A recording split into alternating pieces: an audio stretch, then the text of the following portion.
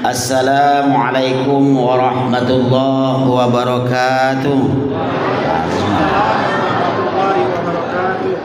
Innal hamdalillah wa syukralillah wa kafa billahi. Alhamdulillahilladzi anzalal islam rahmatan lil alamin hudan lil muttaqin wa as'adahum biha fid dunya wal akhirah. Asyhadu an la ilaha illallah wahdahu la syarika lah al-malikul haqqul mubin wa asyhadu anna muhammadan abduhu wa rasuluhu alladzi arsalahu rahmatan lil alamin. Yang semua kita hormati Bapak Ketua KAN, seterusnya kepada Bapak Wali Negari beserta rombongan, Bapak Jorong, Ketua BPRN, alim ulama, cedia pandai, pemuka dalam masyarakat yang kita muliakan, ibu-ibu, bapak-bapak yang amat istimewa, anak-anak yang mencatat, pemuda dan pemudi, pemuda harapan bangsa, pemudi sunting negara. Umumnya kaum muslimin, kaum muslimat yang hadir dalam masjid pada saat sekarang ini, puji syukur kembali kita ucapkan kehadirat Allah Subhanahu wa taala, yang mana Allah senantiasa melimpahkan segala rahmat dan nikmat yang ada pada kita, termasuk nikmat iman dan Islam. Alhamdulillah, pada malam yang mulia ini Allah kumpulkan kita di tempat yang mulia ini dalam rangka melaksanakan sholat isya berjamaah, dan insya Allah akan dilanjutkan dengan sholat tarawih. Sebelumnya diselingi dengan beberapa acara. Hari ini alhamdulillah kita kedatangan tamu dari tim Ramadan Nagari Lima Kaum, dan sekarang yaitu tausiah. Semoga Allah menerima amal ibadah kita, mengampuni dosa-dosa kita, dan mengangkat derajat kita menjadi derajat yang takwa hendaknya. Amin amin ya rabbal alamin. Bapak ibu jemaah yang berbahagia, Allah Subhanahu wa taala berfirman dalam surah Al-Asr ayat 18, A'udzubillahi minasyaitonir rajim. Bismillahirrahmanirrahim. Ya ayyuhalladzina amanu taqullaha wal tanzur nafsum ma qaddamat lighad wattaqullaha innallaha khabirum bima ta'malun. Shadaqallahul azim. Wahai orang-orang yang beriman, kata Allah, bertakwalah kepada Allah, dan hendaklah setiap diri itu memperhatikan persiapannya untuk hari esok, dan bertakwalah kepada Allah, sesungguhnya Allah mengetahui apa-apa yang kamu kerjakan. Itu landasan tausiah kita malam kini, sekaligus memberi judul untuk anak-anak yang mencatat. Judul ceramah adalah evaluasi diri untuk meningkatkan kebahagiaan di masa yang akan datang. Judulnya evaluasi diri untuk meningkatkan kebahagiaan di masa yang akan datang. Kaum muslimin, bapak-bapak, ibu-ibu jemaah Isya rahimakumullah, Allah memberikan kebahagiaan kepada setiap makhluk, yang mana satu makhluk dengan makhluk yang lainnya berbeda kebahagiaan dia kasih oleh Allah. Ikan dikasih oleh Allah umpamanya kebahagiaan dengan hidup di air. Semakin banyak air, semakin bahagialah ikan. Jangan coba-coba ikan keluar dari dalam air. Ketika dia keluar dari dalam air, maka dia tidak akan bahagia. Sempat dia keluar, dia bisa mati, dan dia dimanfaatkan oleh orang lain. Gulai nak bapak ibu, kan wak gulai wak goreng ikan. Burung dikasih kebahagiaan oleh Allah dengan punya sayap dan bisa terbang. Semakin tinggi terbangnya burung, semakin bahagialah burung. Dan begitu juga kita sebagai manusia. Manusia diberi kebahagiaan oleh Allah dengan agama, yaitu dengan agama Islam. Semakin bagus agama seseorang, tentu semakin mudah dia akan bahagia. Semakin tidak bagus agama seseorang, tentu akan sulit untuk meraih kebahagiaan tersebut. Waktu terus berjalan, tidak akan pernah berhenti. Masa depan suatu yang tidak bisa kita pastikan, namun kita bisa merancang, ibu-ibu ya bapak. Yang awak lakukan hari kini, kau belum tentu bisa awak lakukan besok. Bahkan dipastikan tidak bisa disamakan. Untuk itu ketika kita ingin bahagia, maka kita tentu mempunyai persiapan. Semakin banyak persiapan yang dilakukan oleh seseorang, maka semakin dekat dia untuk bahagia. Semakin sedikit bekal yang dikumpulkan oleh seseorang, maka sulit dia untuk bahagia. Kebahagiaan yang dimaksud ialah kebahagiaan bukan dunia saja, tetapi lebih daripada itu adalah kebahagiaan akhirat. Dan inilah yang satu-satunya sebenarnya kebahagiaan yang kita tuju walaupun kita hidup di dunia hari ini. Allah menjelaskan, wabtaghi fi ma ataqallahu darul akhirah wa la tansa nasibaka minad dunya. Carilah kehidupan akhirat dan jangan lupakan kehidupan dunia. Allah mempunyai sebuah instruksi kepada kita dengan memakai fi'lul amr, wabtaghi. Wabtaghi itu asal katanya ibtagha wabtaghi, yaitu ialah fi'lul amr. Kaidah usul fikih menjelaskan al aslu fil amri lil wujub. Setiap perintah yang ada dalam Al-Qur'an dan hadis, apalagi bahasa-bahasa kita harian, yang namanya perintah menunjukkan sebuah kewajiban. Maka Allah suruh kita mencari kehidupan akhirat, jangan lupa bagian dunia. Kaum muslimin jemaah yang berbahagia, kehidupan yang sebenarnya yang bisa wa ketahui sebenarnya ada di akhirat nanti. Sekaya apapun seseorang, setinggi apapun pangkat yang dimiliki oleh seseorang, sebanyak apapun harta yang dimiliki oleh seseorang, ketika dia mati masuk neraka, apa gunanya? Nah, untuk itulah Allah menjelaskan bahwa kehidupan dunia ini ialah sebuah permainan dan sanda gurau. Dalam Al-Quran dijelaskan surah Al-Ankabut ayat 64. A'udzubillahi minasyaitonirrajim. Bismillahirrahmanirrahim. Wa ma hazihid dunya illa lahwun wa la'ibun. Wa inna darul akhirah lahiya hayawan law kanu ya'lamun. Dan tiadalah kehidupan dunia ini melainkan sanda gurau. Kehidupan dunia go Allah ibu bapak merupakan sanda gurau dan permainan. Seorang petani keluar dari rumah pagi pai ke ladang hanya untuk kehidupan dunia. Pegawai dari rumah dapai ke kantor untuk mencari dunia. Guru berangkat dari rumah pai ke sekolah mencari dunia pada asalnya. Ketika kita tidak mengiringi kehidupan dunia itu dengan ukhrawiyah, maka kita akan merugi. Dan Allah jelaskan wa inna darul akhirah. Inna, pakai inna. Inna itu huruf taukid. Taukid itu maknanya penguatan. Sesungguhnya atau benar-benarlah kehidupan dunia akhirat lahia, pakai lam lucil. Lahia hayawanu laukanu ya'lamun. Sebuah kehidupan yang benar-benar kehidupan laukanu ya'lamun. Tapi Allah pakai lau, Bapak Ibu. Lau itu kajian bahasa Arabnya tidak akan mungkin terjadi. Seandainya manusia go tahu bahwa kehidupan dunia go permainan dan sanda gurau, makanya tidak akan ikut akan dunia go dengan 100%. Pasti nyubarengi dengan kehidupan ukhrawiyah. Tapi memang Allah lah jelaskan bahwa manusia banyak lalai di situ dengan memakai kalimat lau tadi. Pak jemaah yang berbahagia, untuk itulah Allah menyuruh untuk evaluasi diri. Dalam Al-Quran surah Al-Hasr ayat 18 tadi dijelaskan oleh Allah, ya ayyuhallazina amanu taqullaha, wahai orang-orang yang beriman, ittaqullaha, pakai fi'il amar juga, perintah juga baru. Wal tanzur nafsun ma taqaddama lighad, hendaklah, itu pakai lam amar juga. Hendaklah seorang, setiap jiwa, setiap diri, wal tanzur, memperhatikan ma taqaddama lighad, yang lainnya persiapkan untuk hari esok. Ghadin bahasa Arabnya besok, tetapi bahasa agamanya ialah untuk ukhrawiyah.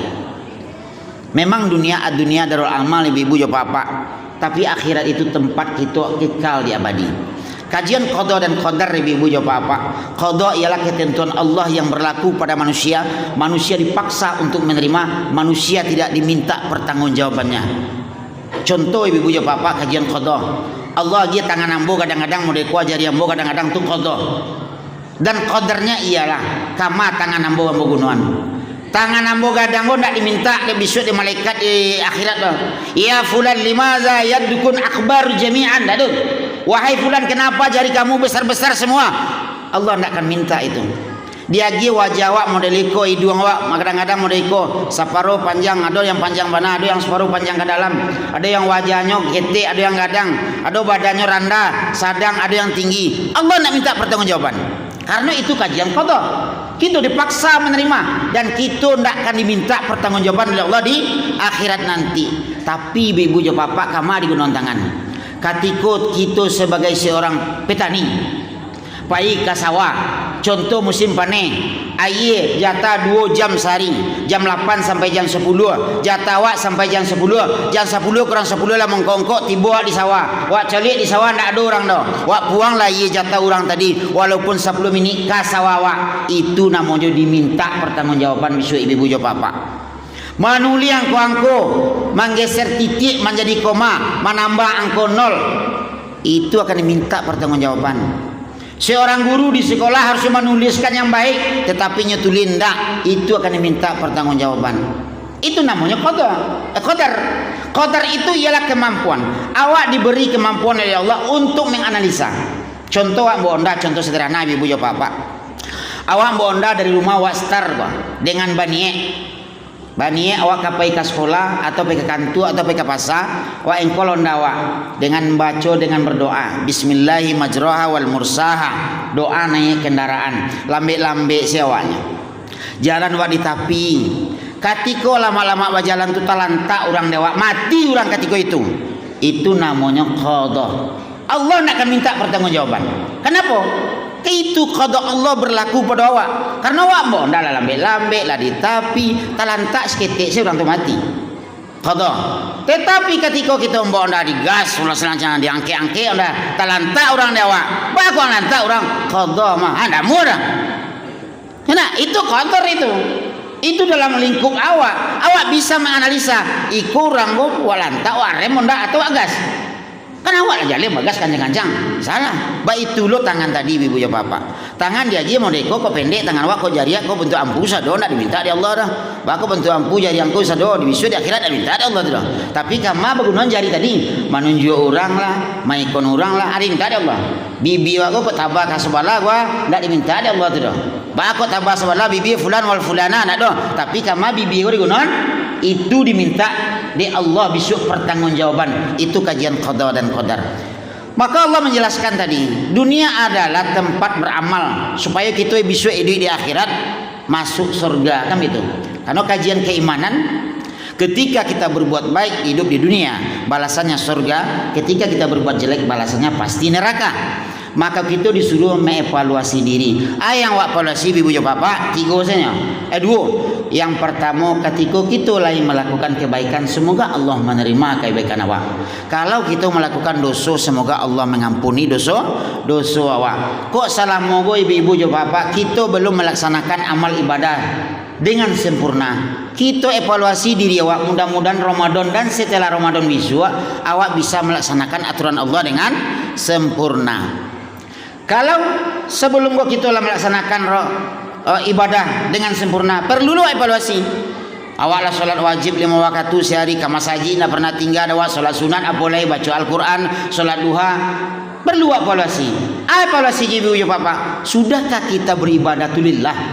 Karena dalam kajian tauhid uluhiyah ialah kita mengakui dan menghambakan kepada Allah ketika kita beribadah, satu-satunya yang wajib kita sembah adalah Allah. Ketika kita menyembah selain dan mengikut sertakan selain Allah, itu namanya ialah syirik. Salah satu syirik khafi itu ialah dengan ria atau sum'ah. Kadang-kadang orang ke masaji gue ibu bapak kalau lillah ta'ala alhamdulillah, tapi ada karena yang lain, itu namanya ialah ria. Kalau ria amal ibadah wak ditolak, kita akan diampuni dosa wak, tapi amal ibadah wak sia-sia. Kalau syirik jali, dah jali itu. Kalau kita buat lo Tuhan selain Tuhan selain kita masuk neraka, amal wak ditolak, wak ndak diampuni dong. Tapi kalau syirik khafi ko, amal wak sia-sia, tetapi awak lain diampuni oleh Allah. Kadang-kala kita lain ke masaji, tapi ke masaji karena apa? Karena ingin disabui-sabui orang sum'ah, atau baca cerita-cerita ke orang. Alhamdulillah mbo dalam seminggu gua lain baca Al-Quran lah khatam lo 2 kali, bayi 4 tiap malam lo, solat duha ndak lo pernah tinggal. Ketika itu terjadi, itu sum'ah, ibadah awak lah sia-sia, walaupun awak beribadah sebenarnya. Atau ria karena Allah dan karena yang lain. Wah lain karena Allah wah, karena Allah, tapi dia nampak lo anak gadis pulang dari rantau atau besi lo dia tiwa aja ke masaji lo, waknya nampak alai ke masaji lo nyama. Itulah mandua nama tu. Karena orang lain ria juga, syirik khafi namanya. Karena itu ibu bapak, itu perlu juga evaluasi. Bagi kita yang diagi harta di Allah Subhanahu Wa Taala, sudahkah kita menginfakkan dan memberi orang-orang yang membutuhkan dari harta awak? Kalau memang sudah, perlu lo evaluasi. Apakah ketika kita mengambil harta itu tidak menyakiti orang lain? Boleh jadi ibu bapak satu sisi kita lagi orang harta dengan harta awak tu lawak bantu orang lain, tapi dalam waktu yang bersamaan orang kadang-kadang wak sakiti jo. Kau nak karena ambo patang tu nak barayo baca tu doh. Awak leh bantu orang tapi asal buih je hilang apa lo? Aku perlu ibu bapak, perlu evaluasi. Maka evaluasi go ialah dalam kami belajar mengajar itu perlu, itu rangkaian dari perencanaan, proses pelaksanaan dan evaluasi namanya. Tanpa evaluasi sia-sia perbuatan ibu bapak. Karena kita tidak tahu di ibu bapak amal ma yang memasuk awak kasrugo nak tahu aduh. Dengan awak hadir ke masjid, rajin ke masjid, ndak lape waktu di masjid gua, alun tentu bisa memasuk awak kasrugo le. Bukan berarti besok jangan datang ke masjid, bukan itu maksud ambo. Tetap awak datang ke masjid tapi awak etikatkan ke Allah bahwa awak memperbarui niat awak gua. Beribadah memang lillahi taala. Magi itu jangan karena kawan, kau ada piti lagi, kau ndak ada piti jangan kecen. Dia malu ke masjid, orang berimpak, awak ndak berimpak, lah karena itu mah percuma. Ya nak, kama saji itu ambil video yang ibu bapak maksudnya susahku. Sampai ku berimpak, badan C itu fastabiqul khairat itu. Ba'awan memotivasi. Saya tiap malam pengurus mengecen saya ada si anu mau puluhan itu rancak. Di masuk kotak lebih rancak loh. Dia jengka pengurus langsung lebih afdol loh. Kan itunya afdol sadoma. Tergantung dari sisi awak mencarinya. Kalau awak pingin berbangga-banggaan ya, kang lamalnya. Nah itu barangkali ibu bapak yang dapat sampaikan pada malam kini karena hari jam 9. Kesimpulannya ibu bapak, mari kita sama-sama mengevaluasi diri setiap hari. Tidak ada satu makhluk Allah pun yang bisa merancang kehidupannya di masa yang akan datang. Kejadian awak di masa akan datang tak tahu awak di ibu bapak. Kan baik ibadah kita di masa akan datang tak tahu awak di ibu bapak. Cuman kita hanya bisa berdoa kepada Allah semoga aktivitas hari kini gua meningkatkan aktivitas wak di hari esok. Orang yang baik itu ialah orang yang hari ini lebih baik daripada hari kemarin. Fa'tabiru ya ulil absar la'allakum turhamun. Assalamualaikum warahmatullahi wabarakatuh.